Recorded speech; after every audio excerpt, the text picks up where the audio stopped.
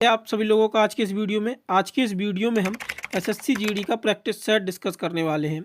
आप सभी लोगों को पता ही होगा कि अभी आपके कोई एग्ज़ाम्स नहीं हैं 14, 15 और 16 को। तो ये जो पिछली शिफ्टें हो चुकी हैं 4, 5, 6, 7 को, 10, 11, 12 और 13 को, उन्हीं के आधार पर ये सेट तैयार किया गया है जिससे आपको आने वाले शिफ्टों में मदद मिल सकती है। तो वीडियो इंपॉर्टेंट रहने वाला है, लास्ट तक ज़रूर देखें। इस वीडियो से आपको आने वाले शिफ्टों में बहुत मदद मिलने वाली है। चलिए चलते हैं पहले प्रश्न की तरफ। पहला प्रश्न है, कुंभ को मानवता की अमूर्त सांस्कृतिक विरासत के रूप में कब मान्यता दी गई? तो इसका राइट आंसर क्या होगा? तो इसका जो राइट आंसर है आपका ये होगा कि कुंभ को मान्यता कब दी गई, तो ये होगा 2017 को कुंभ को अमूर्त सांस्कृतिक विरासत के रूप में मान्यता दी गई। अगर हम अमूर्त सांस्कृतिक विरासतों की बात करें तो ये आपकी 15 हैं और इसमें से 2016 को किसको मान्यता मिली थी? तो 2016 में योग को मान्यता दी गई थी और 2021 में जो मान्यता दी गई थी वो किसको दी गई थी? तो 2021 में ये आपकी दुर्गा पूजा को मान्यता दी गई थी और 2023 में जो था वो आपको गरबा को मान्यता दी गई थी और ये गरबा जो थी ये आपकी 15वीं जो लेटेस्ट साइड है अमूर्त सांस्कृतिक विरासत की वो बनी था गरबा। और अगर हम 2008 की बात करें तो ये भी पूछ लिया जाता है क्योंकि इम्पोर्टेंट होता है। तो 2008 में आपको रामलीला और वैदिक जप, किसको? रामलीला और वैदिक जप को अमूर्त सांस्कृतिक विरासत में जगह दी गई थी। और 2010 में किसको दी गई थी? तो 2010 में छऊ को और कालबेलिया नृत्य जो कि राजस्थान से संबंधित है इनको अमूर्त सांस्कृतिक विरासत में जगह दी गई थी।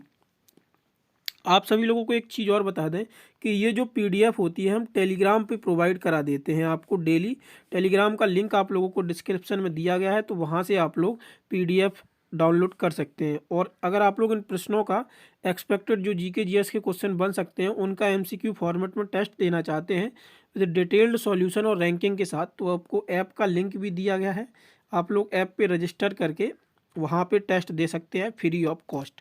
चलिए चलते हैं, दूसरा प्रश्न है हमारा, बैंदी खलम नृत्य का संबंध किस राज्य से है? तो बैंदी खलम नृत्य जो है इसका संबंध किससे है? तो उसका संबंध जो है आपका ये मेघालय राज्य से है। और मेघालय राज्य के जो अन्य नृत्य हैं वो कौन से हैं ये हम डिस्कस कर लेते हैं। मेघालय के जो अन्य नृत्य हैं, एक तो आपका हो जाता है लाहू, दूसरा आपका होता है खासी,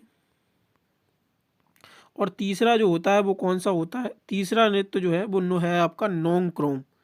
नोंग क्रोम ये आपका तीसरा मेघालय का नृत्य है। अगर हम केरल की बात करें तो केरल में दो शास्त्रीय नृत्य हैं, कथकली और मोहिनीअट्टम। अगला प्रश्न देखते हैं। अगला प्रश्न है हमारा, पंजाब राज्य से संगीत का एक मुखर रूप है। इंपॉर्टेंट प्रश्न है आपका, तो ये पंजाब से संबंधित है और ये संगीत का एक मुखर रूप है, तो कौन सा होगा? ये आपका होगा टप्पा। यहाँ पे आपको ऑप्शन ए में पुंथुरु दिख रहा होगा, ये क्या है? तो ये तमिल नववर्ष है, तमिल का ये नववर्ष है। अगला प्रश्न आता है, विंबलडन टेनिस टूर्नामेंट किस कोर्ट पर खेला जाता है? तो विंबलडन का जो टेनिस टूर्नामेंट होता है ये आपका किस पे खेला जाता है? तो ये आपका ग्रास कोर्ट पर खेला जाता है। विंबलडन का टेनिस टूर्नामेंट ग्रास कोर्ट पर आपके कौन से दो खेले जाते हैं? तो ग्रास कोर्ट पे जो होता है आपका एक तो विंबलडन खेला जाता है और हार्ड कोर्ट पे जो है वो ऑस्ट्रेलियन ओपन खेला जाता है। हार्ड कोर्ट पे आपके दो गेम खेले जाते हैं, एक तो ऑस्ट्रेलियन ओपन होता है और इसके बाद यूएस ओपन होता है। और सॉइल पे कौन सा खेला जाता है? तो सॉइल पे आपका फ्रेंच ओपन खेला जाता है सॉइल पे। और हार्ड कोर्ट पे ऑस्ट्रेलियन ओपन और यूएस ओपन, और विंबलडन जो है आपका ग्रास कोर्ट पे खेला जाता है। और विंबलडन जो है सबसे पुराना टेनिस टूर्नामेंट है। इसकी शुरुआत जो है कब हुई थी? तो 1877 में इसकी शुरुआत हुई थी। और ऑस्ट्रेलियन ओपन की शुरुआत कब हुई थी? तो ऑस्ट्रेलियन ओपन जो है ये आपका ऑस्ट्रेलियन ओपन ये सबसे नया टेनिस टूर्नामेंट है, इसकी शुरुआत 1905 में हुई थी। अगला प्रश्न आता है आपका, बेल्जियम और नीदरलैंड किस खेल के वर्ल्ड कप को होस्ट करेंगे? तो बेल्जियम और नीदरलैंड जो है आपके ये 2026 के हॉकी वर्ल्ड कप को होस्ट करने वाले हैं। अगर हम हॉकी वर्ल्ड कप की बात करें तो 2023 में आपका हॉकी वर्ल्ड कप कहाँ पे खेला गया था? इंपॉर्टेंट बन जाता है। तो उड़ीसा के भुवनेश्वर में, यानी कि इंडिया ने इसको होस्ट किया था, जो कि उड़ीसा के भुवनेश्वर शहर में खेला गया था। और इसमें विनर कौन बना था? तो इसमें जो विनर रहा था वो आपका जर्मनी रहा था और रनर अप कौन रहा था? तो बेल्जियम रहा था। हॉकी वर्ल्ड कप से इंपॉर्टेंट दो क्वेश्चन और बनते हैं कि सबसे पहले हॉकी वर्ल्ड कप कब खेला गया, तो 1971 में पहला हॉकी वर्ल्ड कप खेला गया जिसको पाकिस्तान ने जीता था। और भारत ने हॉकी वर्ल्ड कप कब जीता और किसको हरा के जीता, तो भारत ने जो हॉकी वर्ल्ड कप था 1975 में जीता था पाकिस्तान को हरा कर। ठीक है। अगला प्रश्न आता है किस पंचवर्षीय योजना में गरीबी हटाओ का नारा दिया गया था, तो गरीबी हटाओ का नारा ये किस समय दिया गया था, तो ये आपकी 5वीं पंचवर्षीय योजना के समय दिया गया था। इसकी टाइमलाइन क्या थी, तो 1974 से लेके 1978 तक ये 5वीं पंचवर्षीय योजना की टाइमलाइन थी। और इसी समय इंदिरा गांधी प्रधानमंत्री थी। और इसी समय जो 20 सूत्री प्रोग्राम था यानी कि 20 पॉइंट प्रोग्राम ये लाया गया था। और इसी समय जनसंख्या जो बहुत तेज़ी से बढ़ रही थी उसको कम करने के लिए कानून लाए गए थे। डीपी धार मॉडल पर ये आधारित थी और इसी में ही गरीबी हटाओ का नारा दिया गया था। अगर हम इसमें 5वीं पंचवर्षीय योजना की लक्ष्य की बात करें तो कितना लक्ष्य रखा गया था, तो 4.4% लक्ष्य रखा गया था। लेकिन हासिल हमने कितना किया था, तो 4.8% लक्ष्य को हमने हासिल किया था। अगला प्रश्न आता है 2011 की जनगणना के अनुसार भारत में शिशु मृत्यु दर कितनी है, तो 2011 के अनुसार अगर हम भारत में शिशु मृत्यु दर देखें तो वो कितनी है, तो ये आपकी 13.6% शिशु मृत्यु दर होगी।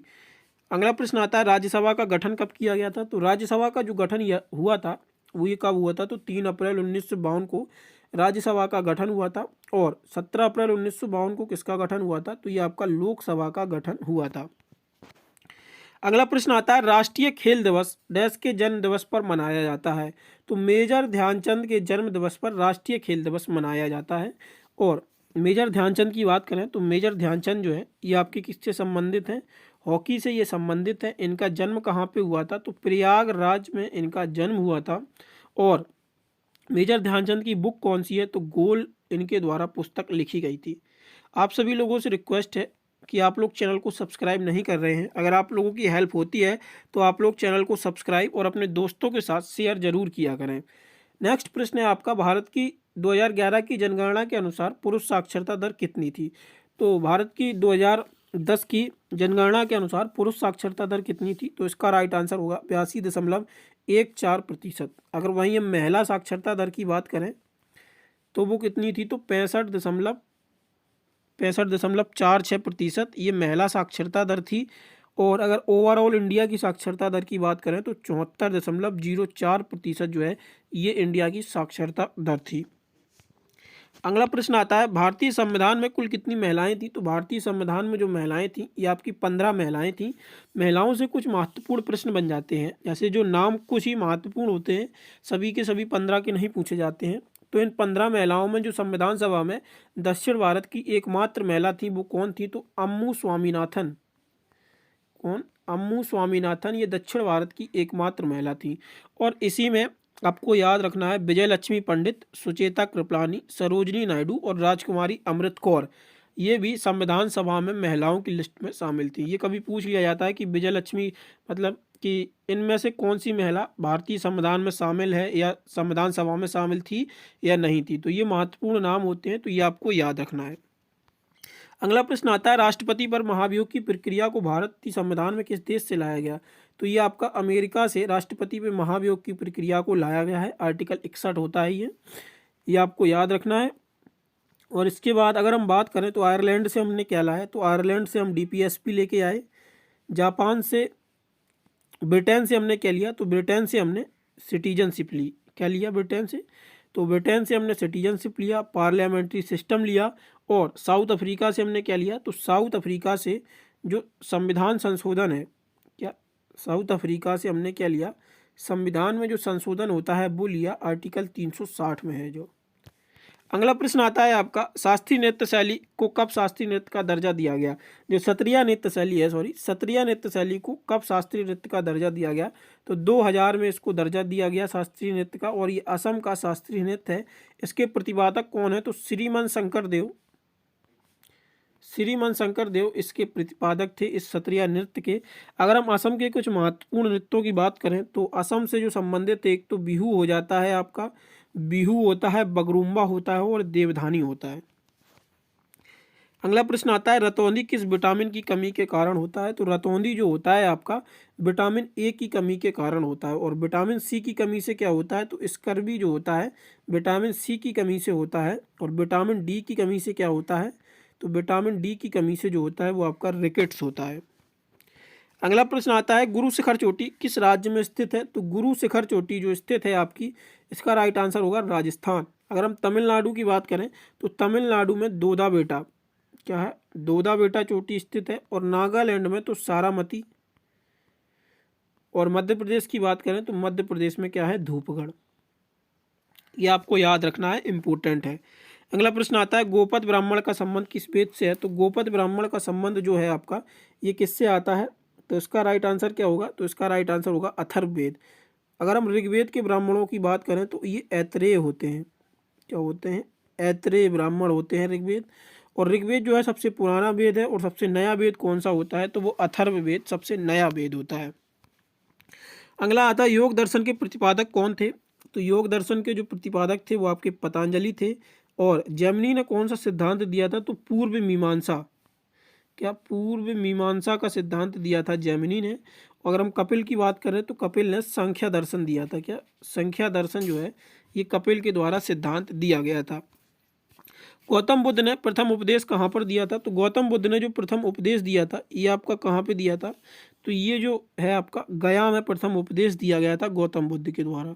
अगर हम इनके जन्म की बात करें तो इनका जन्म कहाँ पे हुआ? तो ये लुम्बिनी में इनका जन्म हुआ था।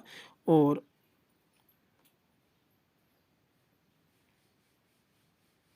सॉरी यहाँ पे ये, हाँ एक मिनट, ये प्रथम उपदेश पूछा गया है। तो प्रथम उपदेश जो गौतम बुद्ध के द्वारा दिया गया था ये आपका सारनाथ में दिया गया था। अगर हम निर्माण की बात करें तो ये आपका कुशीनगर में इनका निर्माण हुआ था। और जन्म की बात करें तो ये लुम्बिनी में इनका जन्म हुआ था। ठीक है।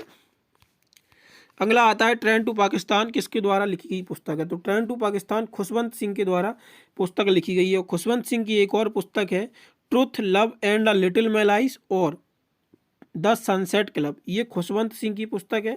चेतन भगत की पुस्तकों की बात करें तो 5 पॉइंट सम्मन और 3 मिस्टेक्स ऑफ माई लाइफ, ये अब चेतन भगत की। और अल्पना किलवाला की अभी जो करंट में लेटेस्ट चल रही है, हर एग्जाम में किसी न किसी एग्जाम में देखने को मिली है।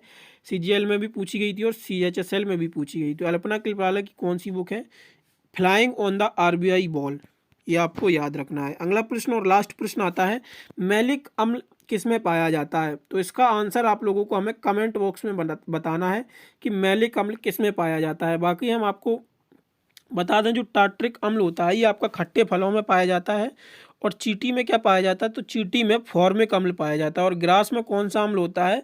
तो ग्रास में जो होता है वो बेंजोइक अम्ल होता है। और जो ऑक्जेलिक एसिड होता है ये किस में होता है? तो टोमेटो यानी कि टमाटर और पालक में जो होता है वो ऑक्जेलिक अम्ल होता है। ये थे आपके आज के सेट के 20 क्वेश्चन, जिसके आंसर आप लोगों को हमें कमेंट बॉक्स में बताना है 20 क्वेश्चन का आंसर क्या है। और आप लोगों को बता दें कि अगर आप लोगों ने पंचवर्षीय योजना का वीडियो अब तक नहीं देखा है तो वो देख लीजिए। और सेंसस का भी वीडियो आप लोग ज़रूर देख लीजिएगा। और ये वीडियो आप लोग जरूर प्रैक्टिस करें। इसका PDF जो है हम आपको टेलीग्राम चैनल पर प्रोवाइड करा देंगे। और मॉक टेस्ट के लिए आप ऐप को डाउनलोड करके रजिस्टर करके वहाँ पे मॉक दे सकते हैं। बाकी अगर आप लोग चैनल पर पहली बार हैं तो प्लीज़ चैनल को आप लोग सब्सक्राइब जरूर कर लें और अपने दोस्तों के साथ शेयर करना ना भूलें। वीडियो पसंद आई हो तो वीडियो को लाइक आप लोग ज़रूर किया करें और कमेंट बॉक्स में आंसर ज़रूर दिया करें। और जितनी भी डिटेल आपको पता हो वो ज़रूर लिखा करें कमेंट बॉक्स में। धन्यवाद।